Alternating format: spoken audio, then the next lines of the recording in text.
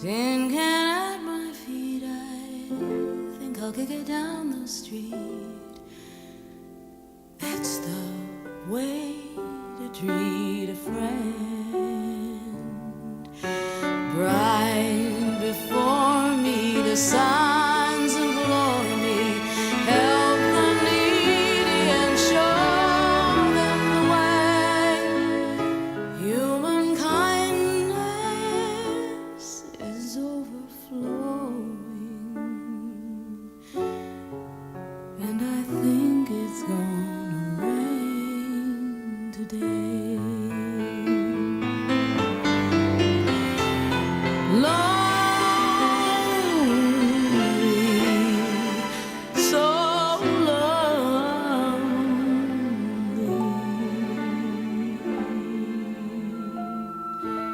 Tin can at my feet, I think I'll kick it down the street. That's the way to treat a friend. Right before me, the signs implore me, help the needy and show them the way. Human kindness is overflowing, and I think it's gonna rain today.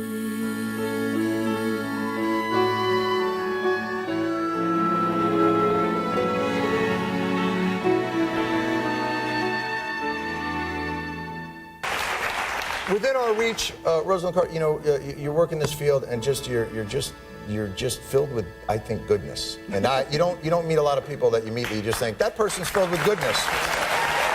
You are. Within our reach is on the bookshelves now, Rosalynn Carter.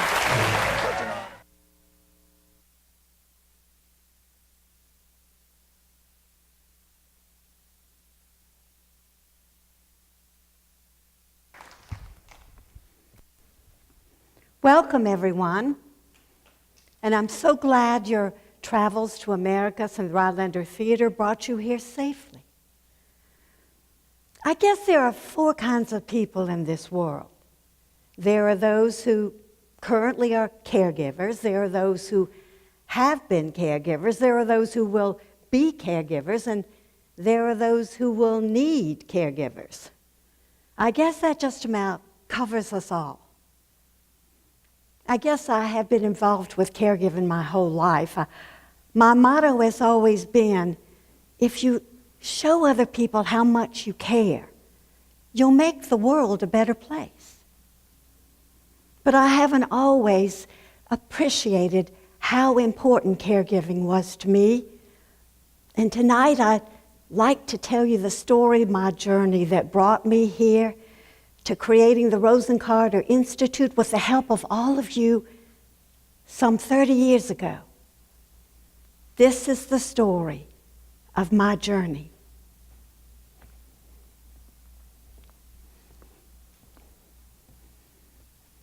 August 18th, 1927, Plains, Georgia. The date and the place of my birth. I was named Eleanor Rosalynn Smith. Everybody called me Rosalynn. According to family lore, I got that name when I fell out of a window and into a rose bush. I got the scar on my chin to remind me of it. But although I dearly love roses, I was named for my grandmother, Rosa. My first grade teacher put an extra N on the end of my name so people wouldn't say Rosalynn. They'd say Rosalynn, but they still do anyway. My parents, Wilbur and Edgar Smith, my father. My mother, Frances Alethea Murray, everybody called her Miss Allie. My father owned an auto mechanic shop in Plains, so we always had a car. But it would be a long time before I would ever get to leave Plains. I grew up in the Depression. We had a garden, a cow out back, a pig. My mother made my clothes, and I thought this is how everybody lived. We weren't rich, but we had everything we needed. I thought my family was very special. My 2 brothers, Murray, Jerry, my little sister Allie. When my father would come home from work, he'd rush into the kitchen, twirl my mother around, give her a big kiss. Nobody else's father did that. I grew up in a house rich with love. I also grew up in Plains, a very caring community. Everybody knows everybody, and everybody knows everybody's business, but I mean that in a good way. People care. They're with you through the good times and the bad. They rejoice with you. They mourn with you. Social life in Plains is centered around the churches and the school. We had 3 churches, the Lutheran, the Baptist, the Methodist. My grandmother Murray was Lutheran. My father and my mother were Methodist. My grandfather was Baptist, so I went to all 3 churches. Plains is only 1 square mile. 600 people or so live there. But during the early 1900s, downtown Plains was a bustling area. People would come downtown, even though it wasn't until the 1930s that the roads were paved. We were rural, isolated. We didn't have a movie theater, no library, no recreation center. We made our own entertainment. I guess I was a tomboy growing up, because I played with my brothers and their friends, because I was literally the only girl in town. My greatest transgression as a child was running away. I guess I always had a desire to see the world, but running away just meant crossing the street from my house. It was a busy road, and it wasn't a safe thing to do, and it was a transgression punishable by spanking. My father told me not to cry, and I'd have to wait till I got out to the privy to cry in private. Now, Jimmy didn't take to crying either, but I'm getting way ahead of my story. I went to Plains High School from grades 1 through 11. High school only went that far. I was an excellent student. My father, he thought I was very smart. I could do anything. Well, I couldn't, but I didn't want him to know. There was a merchant in town who was giving $5 to the student with the best grades. Everybody in town expected me to win that prize, including myself. There was no way I wasn't going to get it. I put a heavy burden on myself to do well from the beginning. Well, my father's auto mechanic shop, it was across the street from the railroad tracks that ran through the center of town in Plains. I'd sit there after school on a bench and I'd watch the trains coming in and leaving Plains, and I thought, one day I'm going to be on those trains. Well, I finally got to leave Plains when I was 12 years old. I got to go to church camp with my friends. I had a wonderful time. I was so glad my parents finally let me go. I only had an occasional pang of homesickness. But when I got home, I learned why my parents had let me go to summer camp and why my brothers and my sister went to stay with my grandparents. You see, my father went to the hospital for some tests, and he was diagnosed with leukemia. I don't think I ever felt so sad. The rhythm of our life changed. Before that, my father had been so active. He'd do handstands in the backyard or cartwheels, but now he was always tired. And everything was centered around my father and how he felt. My mother said, when someone suffers in your family, a loved one, you suffer along with him. His needs come first, yours come last. My mother was an early candidate for sainthood. My father got worse and worse. I so wanted to prove to him how much I loved him, so I would comb his hair, I would read him detective stories, and after school I'd do my homework around his bed, and I was so anxious those times, and I remember once I even went to school without doing my homework. That was the first time that had ever happened. I remember once my father was having trouble breathing, and my mother told me to go fetch the doctor, and I ran all the way there out of breath, and before I realized, she meant for me to call the doctor.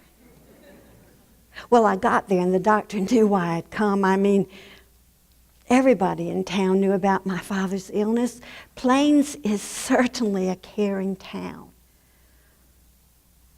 I remember in those times I felt guilty because my father was a strict disciplinarian, and he counted on me a lot, and I thought sometimes he was mean, and then I felt guilty that maybe that's the reason he got sick, because I had all those negative feelings.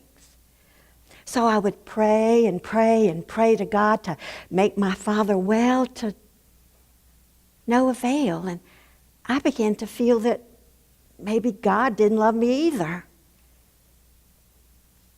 That made me even more guilty. It was a while before I realized that our God is a loving God, and when you suffer, he suffers along with you, and if you doubt him or do something wrong, he's still going to love you. We had a constant flow of visitors. Our minister came several times a week, and he said he had read that goat's milk could help someone with my father's condition, so what did we do? We bought a goat. I mean, you'll do anything you can to make your loved one feel better. But after a valiant struggle with leukemia, my father died in October of 1940. He was only 44. My mother was 34. And here she was. No means of financial money coming in. She had 4 children to raise from the ages of 4 to 13. She'd never worked outside the home, never even paid a bill. So those next few years were really hard on my family. My mother got a job first as a seamstress. She sewed this beautiful trousseau for a local bride. Then she sold milk and butter from our cow and worked in the school cafeteria and in the grocery store. And then she got a job in the post office. I really lost my childhood after my father died. I had to be so grown up all the time. My mother would come to me for advice, what job to take and how to handle my brothers and sisters. And then her mother, Mama Murray, she died unexpectedly. One day she was just reaching down to tie her shoes. So there was my grandfather with no one to take care of him, so my mother took him in too. She now had a full-time job, 4 children to take care of, and her father. I think my mother was 70 years old before she finally had time to herself. Well, I immersed myself in my schoolwork. I graduated first in my class, valedictorian.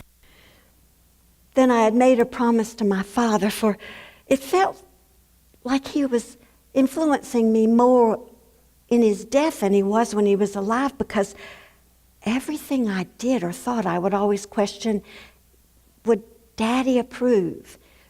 And I'd made a promise to him to go to college, Georgia Southwestern, and I did. Then at the age of 19, I married Jimmy Carter, went off to life in the Navy, and forgot all about my mother and 3 children and my grandfather, but I am getting way ahead of my story. 1944. That was the year I fell in love with Jimmy Carter's picture. His sister Ruth was my best friend, and she had it up on her bedroom wall. I mean, There he was in his Naval Academy uniform. I thought he was the most handsome man I'd ever seen. A man in uniform. He seemed so glamorous and out of reach, even though I'd really known him all my life. I mean, we used to live next door to each other when I was a baby, and he moved away. He was 4. Now he's so grown up. I should mention that I was valedictorian of my high school class. Jimmy graduated 3 years earlier. He was only second in his class. See, he played hooky one April Fool's Day, got all zeros. I just had to throw that in. His sister Ruth knew what a crush I had on her brother, so she was trying really hard to fix us up. It was the summer of 1945 when we were getting the Carter family pond house ready for the summer, and Jimmy was home on leave. There he was, the real Jimmy Carter. I mean, would I have anything to say to him? Would he even listen to me? Well, I found out that the conversation between us came easily, although he teased me because I put salad dressing on our sandwiches rather than mayonnaise, and that the top and the bottom of my sandwiches just didn't match. That night, I went off to a youth meeting at church. I was waiting outside when Jimmy drove up with his sister Ruth and her boyfriend, and he asked if I'd like to go with all of them to the movies. Well, I forgot all about that youth meeting at church. And I went off with Jimmy Carter. Oh, I have no idea what movie we saw that night. My mind was elsewhere. The moon was full, the conversation came easy, and I was in love with the real Jimmy Carter, not his picture. Well, we both went back to school and we corresponded, and then that Christmas he gave me a present. It was a compact, and it had the initials ILYTG on it. That stands for I love you the goodest. It was the Carter family's nicest endearment. Then he asked me to marry him. I said no. I'd made my promise to my father to finish school, and both of us wouldn't finish till the spring. But he persisted until I finally said yes. Now, he said the only reason I was marrying him was I'd get out of planes. Well, it's true the Navy would take us to exotic places like Connecticut, San Diego, Hawaii. But you know the reason I was married Jimmy Carter is because I love Jimmy Carter. Well, he sent me this Naval Wife's Manual so I could study up on how to be a good Navy wife. It said, you will find that the Navy expects as much from you in the way of integrity and dignity as it does from your husband. So you may be interested in learning some of the customs you should follow to live up to its high standards. Page after page after page. I have a lot more to study. Oh, and this. And of all things the Navy looks upon with nausea is lack of sufficient clothing in public, or the most nauseous of all, a public display of affection. But we would be newlyweds. Well, we were married on July 7th, 1946. We almost missed the ceremony. We drove up and they were about finished playing Here Comes the Bride. So Jimmy grabbed my hand and pulled me up the steps to the Plains United Methodist Church, and they started the music over and we marched down the aisle. Simple ceremony, no attendance. Then I became Mrs. Jimmy Carter. Then we were off to Norfolk after honeymooning in Atlanta and the Appalachian Mountains to start our career in the Navy. Now, Jimmy, he just dug right in, but that was the first time I had left the rural South, and I was hesitant. I wanted to make sure I did everything right. So I often turned to the Naval Wife's Manual for help. You share equally with your husband the responsibility to the Navy. That means accepting the bad with the good, without criticism or complaint, and doing the best you can with the tools at hand. Reading this manual and living this life were sometimes two different things. But I grew to love our life in the Navy, and I spent our first anniversary in the hospital with the birth of our first son, William John Carter, Jack. I thought my heart would burst. I loved him so much. Then Jimmy went to submarine school. The Navy took us more places. We had 2 more sons, Chip and Jeff. And then Jimmy was accepted into the nuclear reactor submarine program under Admiral Hyman Rickover. And we were to move to Schenectady, New York. But just before we left, we got a call. Jimmy, your father is sick. We need you at home. Well, when we got there, Jimmy saw what a vital influence his father was to the Plains community. I mean, who would take his place? The writing was on the wall. Jimmy would leave the Navy and go back home to Plains to work the family farm and peanut business. I thought my life was over. I cried. I screamed. I argued. But Jimmy had made up his mind, and he can be a very stubborn man. All the way to Plains, I wouldn't talk to Jimmy. I talked through our son, Jack. Jack, tell your father he's driving too fast. Jack, tell your father he needn't be in such a hurry. When we got to Plains, Jimmy was grinning from ear to ear.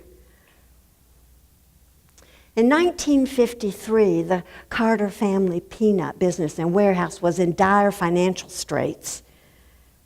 Georgia had been suffering from a drought. We needed rain, and we needed to make a profit.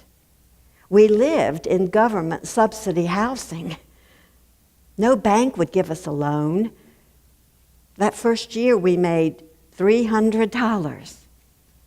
It was clear some changes had to be made. Now, Jimmy couldn't afford to hire anybody on the outside, so I worked on the inside, keeping the books, managing the office, while he worked on the outside, and we made a wonderful partnership. Our boys would even come in to work occasionally. And we were saved by a fertilizer company and the rain. Then when we were turning a profit, Jimmy, in the morning of his 38th birthday, came down to breakfast and made this announcement: I'm running for state senate. Oh, I cried. I worried. People were saying mean things about Jimmy. Now, I'm allowed to criticize him, but nobody else is. That was our first introduction to the brutal world of politics. Jimmy lost that election. But when we found out that Joe Hurst, the boss of Quitman County, had stuffed the ballot boxes, well, we took it to court, and Jimmy won in a recount. A few years later, Jimmy was going to run for governor. He came in a disappointing third in the primary, but there was no dark night of the soul for me, as my friend Edna Langford would put it. And our son, our oldest one, Jeff, said, well, it was Jack who said, the next election I'll be old enough to vote for you, so you're bound to win. Then we had a miracle. It was my 40th birthday, just after it, when our daughter Amy arrived. We had given up the idea of having any more children, especially a girl. But there was Miss Amy. And I was allowed for the first time in many years to work from home and spend time with that wonderful little baby. Then Jimmy was going to run for governor again. This time we'd be more organized. And this time I'd have to make speeches. Somehow I'd gotten away with not doing it the first round. I was terrified. The idea of making speeches just made me physically ill. Butterflies in my stomach, a lot worse. I worried, what if I stuttered or stammered? What if I forgot what I was saying midway through? What if people didn't like what I was saying? And Jimmy taught me this trick of, you can put notes on cards and then stuff them up your sleeves. And that actually helped. I must have shook the hand of 600,000 Georgians during that campaign. I found that a good place to hand out our flyers was during the shift changes at Mills. So I was standing there when the night shift was coming off, handing out my flyer to this woman who had on a navy sweater, and she was covered from head to toe with lint. And I asked her, after I gave her a flyer, of course, are you going to go home and get some rest? She said, well, I have to go home and take care of my mentally challenged daughter, Margaret. See, both she and her husband were working. Her husband, the day shift, she worked the night shift, so somebody could always be home with Margaret and so they could pay their medical bills. She said she'd get some rest sometime during the day, and that woman, I so admired her. She worked full time all night long, then went home to take care of her daughter, and all across Georgia, I met so many people who would share their stories with me about how they were taking care of an elderly spouse or an infirmed father or grandfather, and they wanted to know, if my husband was elected governor, what was he going to do about this? Well, I had to find out.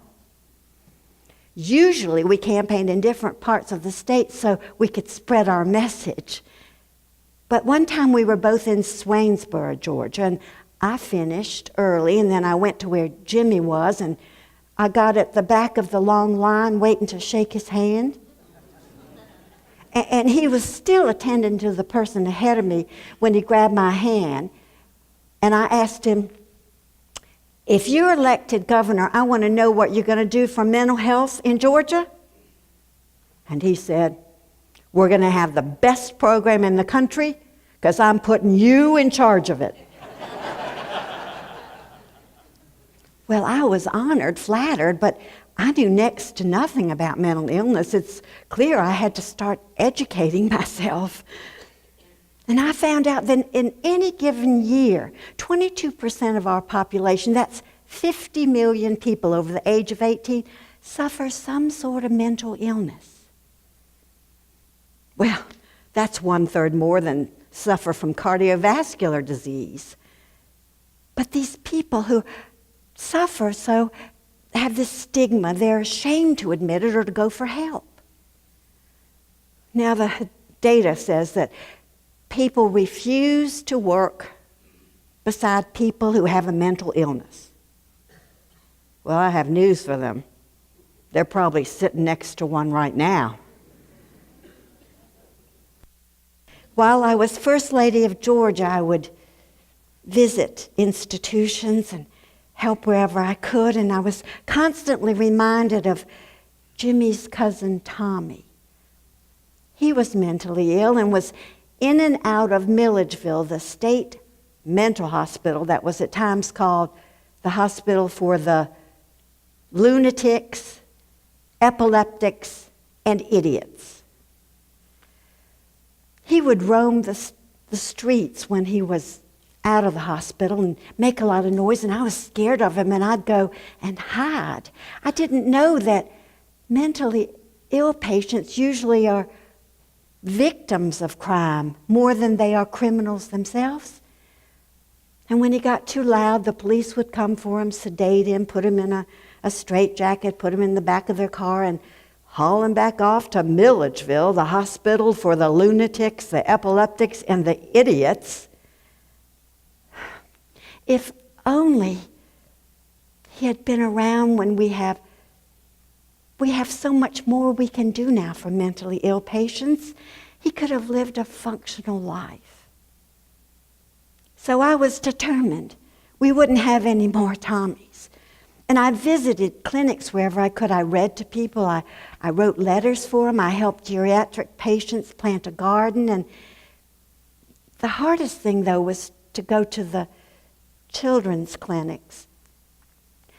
I was having trouble controlling my tears, and the superintendent called me in and he said, "Now, Rosalynn, I've been watching you. You've got to get control of your emotions. We need you. But they don't need to see you crying." And during Jimmy's term at governor, we passed the Community Mental Health Act. And this act, Milledgeville Hospital was closed. And instead, these patients were de-institutionalized. We opened up smaller, more modern regional centers and then group homes and community centers where these patients could be treated more humanely. And the communities would accept these group homes and the people who lived in them. I remember one trip I took to Ocilla, Georgia. There was a gentleman there who was tending to the yard, sweeping it, and he said he'd been the town crazy. Before the community center opened up, he was troublemaker, always asking for a handout, homeless. But now, he had a function. He swept the yard, he took care of the inside, and he had this beautiful singing voice. When he sang, "How Great Thou Art," Well, with the passage of that act, it was a start.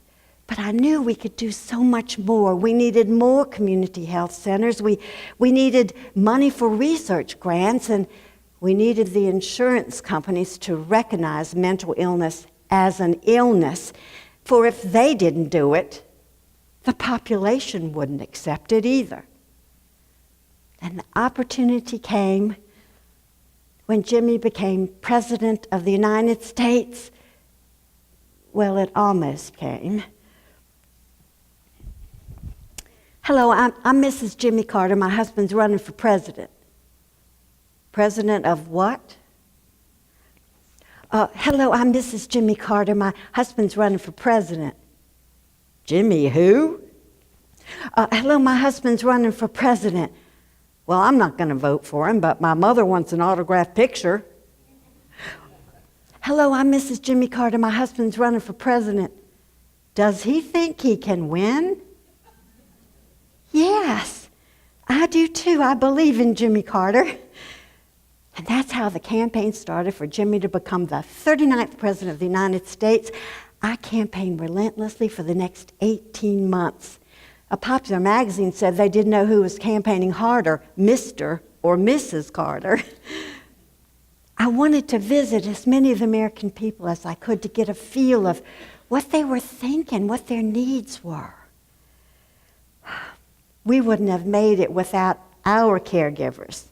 The Peanut Brigade from Americus, from Plains, from all around. Then November 2nd, 1976, election night. We all were gathered in the Omni Hotel in Atlanta to watch the election results. We watched it. Well, sometimes it was Carter was ahead, sometimes it was Gerald Ford, back and forth. And at 3 a.m. we put Amy to bed, and shortly after that, Jimmy got a call from the governor of Mississippi. Mississippi had gone for Carter. That put us over the top in electoral votes. We won. Jimmy gathered us in the hotel bedroom, and I think he was just taking in the responsibility he had asked for and now had been given. The sun was rising in Atlanta, and it felt like the dawn of a new spirit rising in America.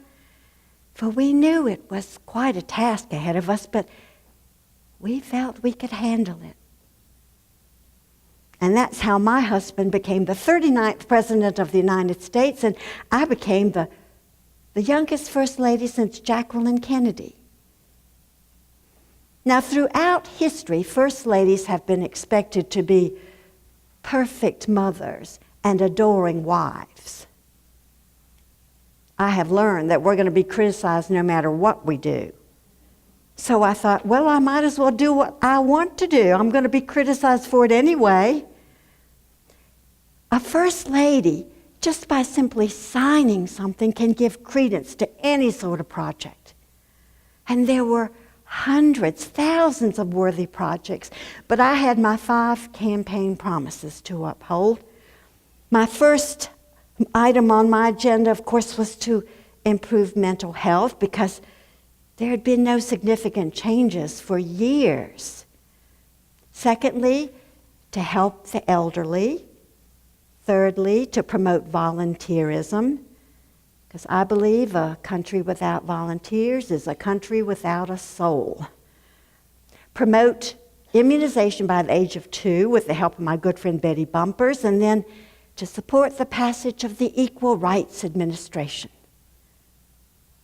That Equal Rights Amendment given women the same opportunities that men, and, well, Jimmy and I wanted to create a caring society. But I was criticized from day one. Was I doing too much? Was I acting like I was second in charge, which I learned was not a good thing to be? Well, people often ask me, what was my most memorable moment as First Lady? And, well, the first thing that usually comes to mind is the Camp David Accords, and that truly was momentous. I mean, when Begin from Israel, the Prime Minister, and Anwar Sadat, President of Egypt, and Jimmy came by helicopter, landed on the White House lawn, ready to sign a peace accord. Well, Begin came up to his wife and he said, "Mama, down in history for this." And there wasn't a dry eye in sight. But there was another moment that really filled me to the very core, affected me deeply. In 1979, we'd been watching constantly on television the plight of the Cambodian refugees during that corrupt Pol Pot. His administration he had killed 1 million Cambodians to create this perfect society, I guess. It was another Holocaust. Then the Vietnamese attacked Cambodia, but the Pol Pot regime tried to hold on. Cambodian refugees, hundreds and thousands of them, fled to the border of Cambodia and Thailand. They were starving. They hadn't been able to plant a rice crop for 2 years. And I said to Jimmy, we can't let these people starve. Now, a government can do so much, but who really carries it over the top is the help of individuals. But often people want to help, they just don't know what to do or how to do it. So November of that year, I thought, I'll go to Cambodia and see what I can do. And I flew there with some wonderful advisors who we went over the history of Southeast Asia, but nothing prepared me for the horrors I would see in those camps. We first went to the Sakio refugee camp that had just opened a few days earlier. Acres and acres of these blue plastic tents being held up by poles to provide shelter for these people from the heat, from flies, from mosquitoes, and people were stretched out all over on these raggedy, dirty blankets, and various states of emaciation with stomachs that were bloated, looked like they were ready to burst, and tuberculosis, fevers, dysentery. I was temporarily paralyzed by what I saw. But I wanted to help. I had to speak to someone. I had to do something, so I went up to a refugee and put my hand on his forehead, and I said, "Hello." He didn't say anything. One after another wouldn't say anything. Their eyes were vacant. They were numb from the horrors they had experienced. And I remember this one woman who was shivering, even though she had a blanket, and it was 90 degrees outside. She was crying softly, and as it turned out, her husband had been killed, and all 7 of her children. What words of comfort could I offer her? There was a family that had just made it into the camp. They had 2 children and a third one who was only 12 days old. They had been wandering aimlessly, no shoes, eating bark off of trees, waiting for the camp to open so they could give someone this baby so he might have a chance. The children, those affected me the most. There were no sounds of childhood. I picked up this little baby boy. He was only 4 months old. He weighed 4 pounds. Another little girl I picked up, and her arms just laid there limply. She didn't even have strength to lift them. I thought, what kind of future is this little girl going to have? But I had the TV cameras following me around. And I knew if the American people saw what I saw, they would open up their hearts and their pocketbooks, because there is goodness there. They just weren't aware of the distresses of other people around the world. So as I was headed home, I found out that little girl with the limp arms, she just died. And I thought, she won't be the last. There is danger of a whole generation of Cambodians, their future being wiped out. So I went to visit the king of Thailand and asked him what he could do to help this crisis, being the next country. And he said we needed someone to oversee the crisis, that, well, there were no trucks to take sanitation. There were no trucks to take potable drinking water. They had no bridges, no barges. They had, well, no trucks to deliver anyway, and the Cambodians were too weak to unload them. So when I went home, I called up Kurt Waldheim, the Secretary General of the United Nations. I guess it didn't hurt that my husband was President of the United States. I'm not afraid to call people in power. I think it's my Southern graciousness and my soft-spoken ways that can be very effective. And people who know me know that I'm determined, and I won't stop until I get what I want or what is needed. And he said that he would appoint someone to oversee the crisis. So now we could start sending relief to especially the women and children. But it was a holiday weekend, and there was nobody around to sign the papers. So I said, you mean you just want me to go upstairs and get Jimmy to sign it? That's all it took. And the relief efforts started. 40 organizations volunteered to help out. The response was amazing by the American people. I made public service announcements. I showed footage from the camps. And I remember schools had bake sales. They had car washes. One little boy gave up his tennis shoes. Another gave up his 15-cent allowance.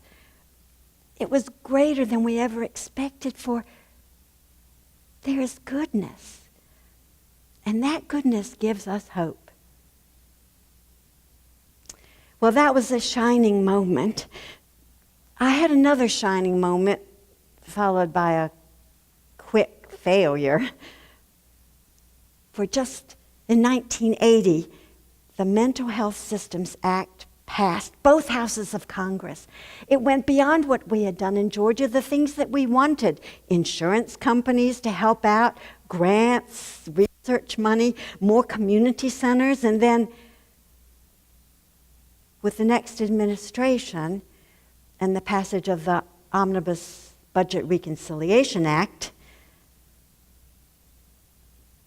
well, there was money for it in 1980, but not in 1981.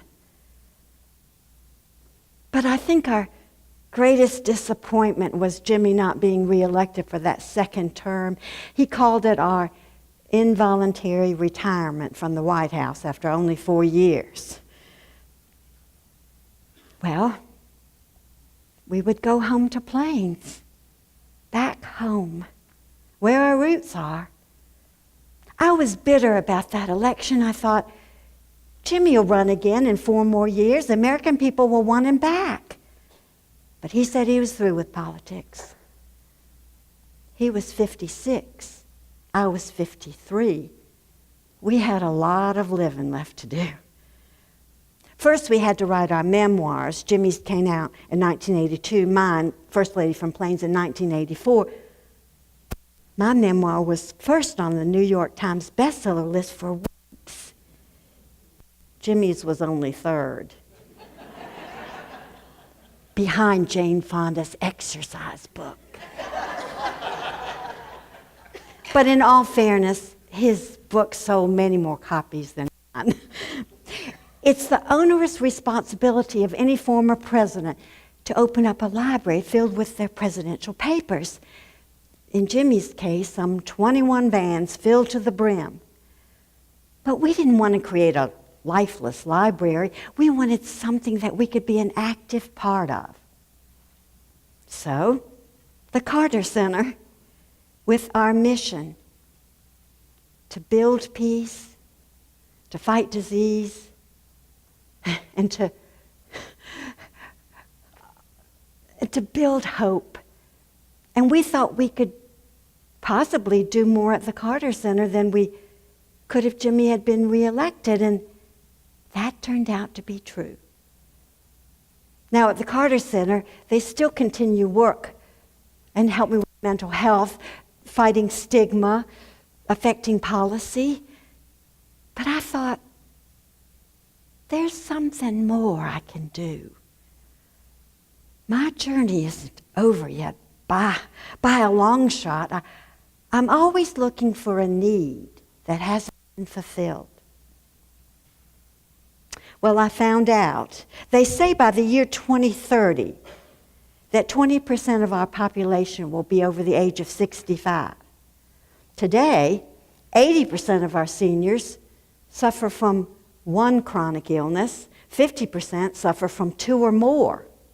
We're facing an aging demographic, people are living longer, and with chronic illnesses, and our health systems are overburdened. There's a shortage of nurses. Who's going to take care of these people in need? Well, that's you people, you caregivers, family, volunteers, professional. There are some 66 million caregivers in our country taking care of someone other than themselves. The AARP says they're worth $470 billion of free services. That is astounding.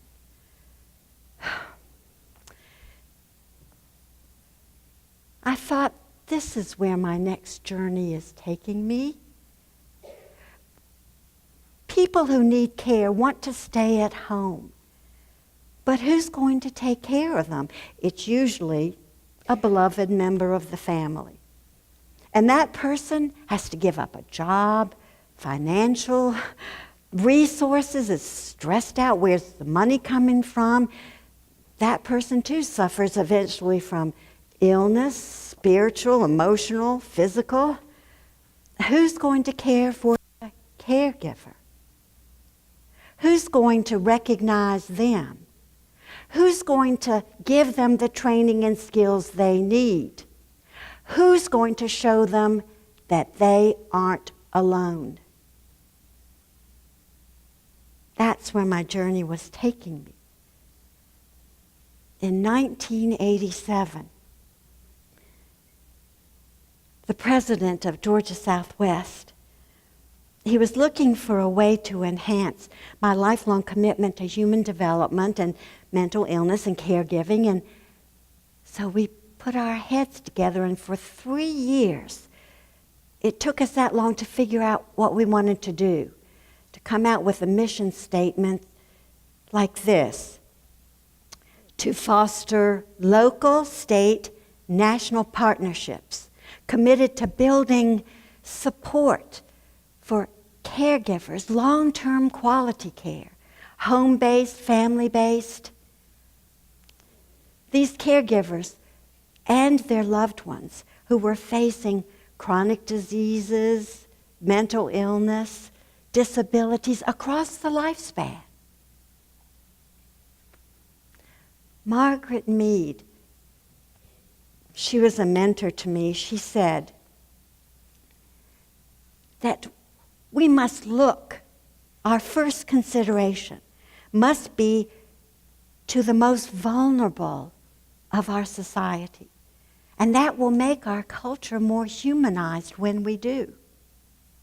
Now, who's the most vulnerable? I mean, the obvious are drug addicts or mentally ill people, the poor, homeless, children in institutions, but there was one more category that had not been serviced. The caregivers. You people. I thought, here is where my journey is taking me. I say that you people are living a life that you are making a difference by helping other people. And I could not let this evening end without singing your praises and sharing some of your journeys, your stories. So I have 3 to share with you tonight. First, I'd like to recognize Stuart Perry. Are you in the audience this evening? If you are, Stuart, would you stand? Stuart Perry has a wellness center here in Americus.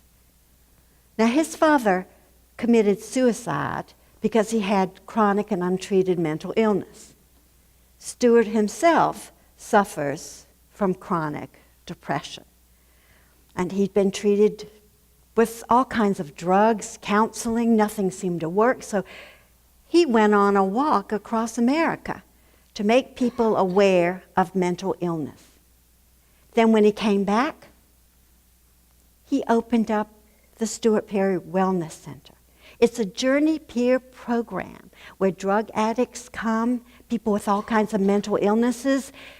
There are 80 of them now who work in the gardens.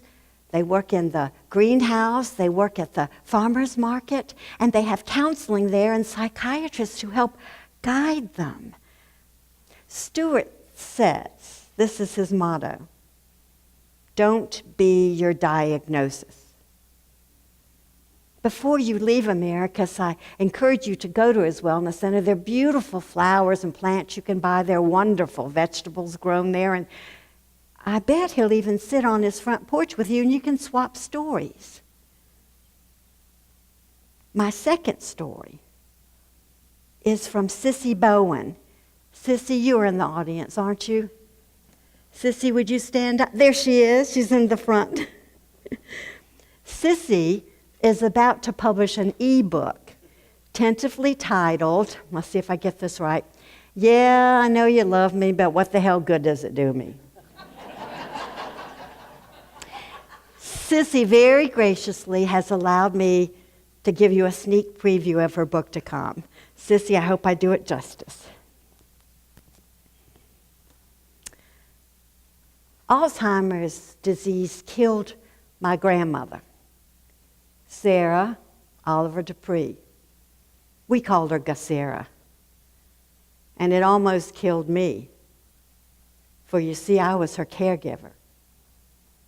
In 1989, my then life partner Marjorie and I moved back to Americus to take care of Gasera. At that time, she could still drive, she could still play bridge, she was going to church every Sunday. But within a year, she could no longer do any of these activities. Her isolation was beginning. Her friends abandoned her, and I was finding it difficult to make new friends myself. Within a year, Gasera was having trouble remembering how to dress and bathe herself, how to dial the phone, how to read and write, how to go to the bathroom. And it just got worse and worse. By the next year, she was totally dependent on me to fulfill all her needs. The unyielding speed at which this disease travels to kill a human heart and spirit is astounding. The next summer, Gasera could not read and write anymore. She could not dress or bathe herself. She was incontinent. Her verbal skills were diminishing. She even forgot how to chew and swallow. Well, I tried to help her as much as I could. She would have anger fits, and it was harder and harder to calm her down.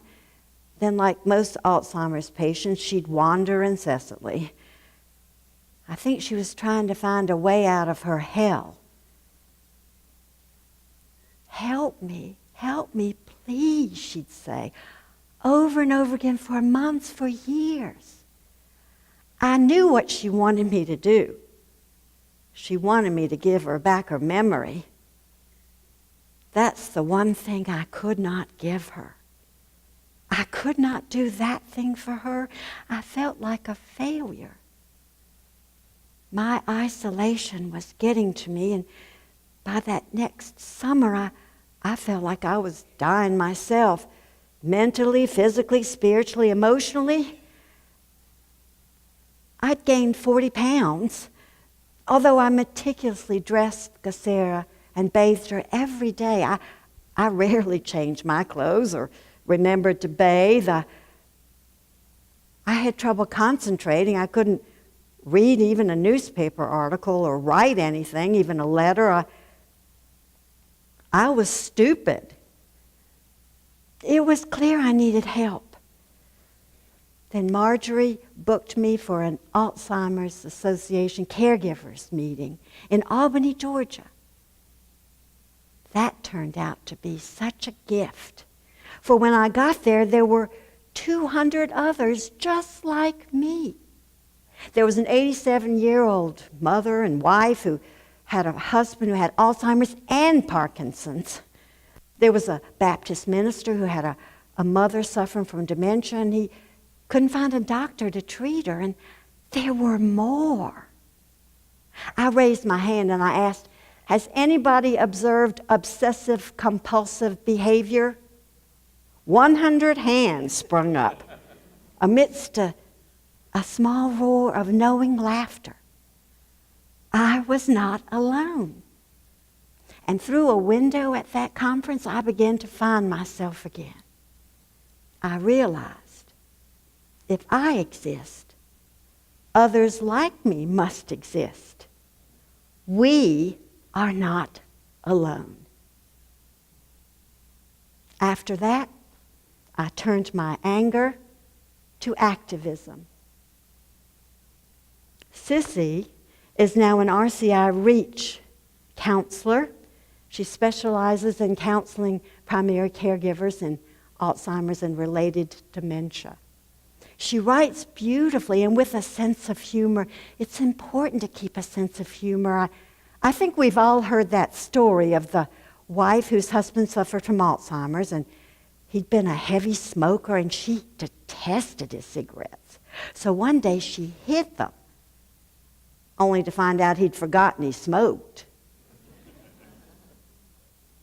My last story is a poem from Melissa Comeau. Is she in the audience? Melissa, who was a speaker at last year's symposium.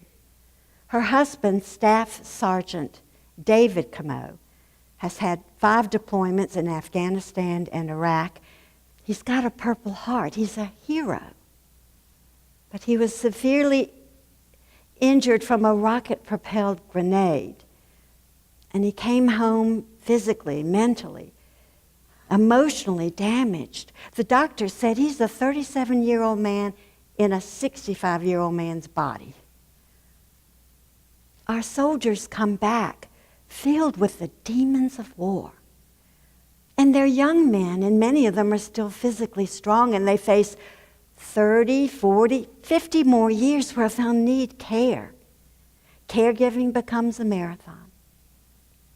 So she writes poetry to help soothe her soul and to share it with others who have similar needs and experiences as hers. She gave me permission to share this one poem with you. I live in his left ventricle, a silent thud in his heartbeat. I glow a silent light that enters his bloodstream. My love is peace. Caregiver. She breaks the fall no one sees. Silently she helps him stand so the world can see his strong side. She cheers him with her delicate eye contact, a hint that everything's okay, a breath, everything will be all right, a look that lets him know how much she loves him, an invisible crutch for him to lean on. Devotion is the only word that comes close. Well, those are 3 of your stories. And tonight, I cannot finish without acknowledging all of you caregivers here for the symposium. Would you stand up, all caregivers, past, present, future? Stand up, please, to be recognized.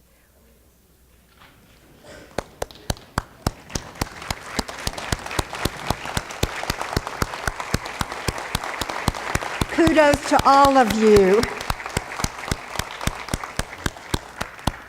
I know you have many stories to share, and hopefully we'll hear them in the next few days. And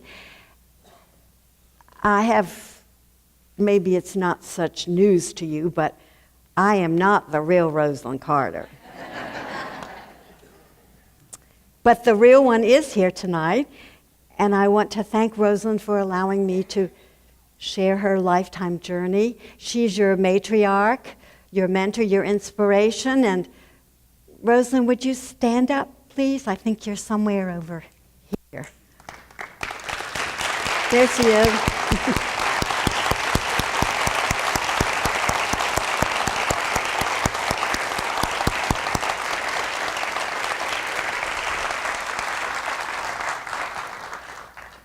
In conclusion, I know there's so many more stories to tell and listen to, and there's so much more work to be done. So I guess we better get on with it. Here's to 30 more years of the Rosalynn Carter Institute. Thank you very much.